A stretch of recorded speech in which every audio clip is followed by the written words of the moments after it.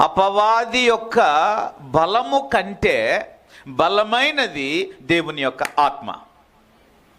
ఈ ఆత్మ ఎక్కడి నుంచి వస్తుంది? ఈ ఆత్మ వాక్యం చెప్తుంది, దేవుని దగ్గర నుండి దేవుని ఆత్మ వచ్చును.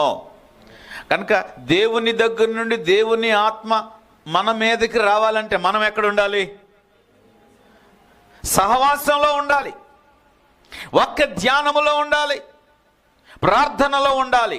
ప్రార్థన, సహవాసము, వాక్యములో లేకపోతే మనకు దేవుని సహాయం మనం పొందలేం. Why we are always losers? ఎందుకు మనం విఫలమవుతున్నాం? ఎందుకు మనం బలహీనమవుతున్నాం?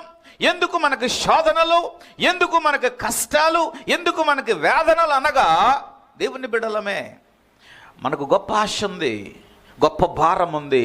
కానీ మన ఆశ కంటే, మన భారము కంటే అపవాది మనకు వేస్తున్న అడ్డుగోడలు బలమైనవి. అందువలన ఆ బలమైనవి మనము ఎదిరించటానికి మనకు బలము లేదు.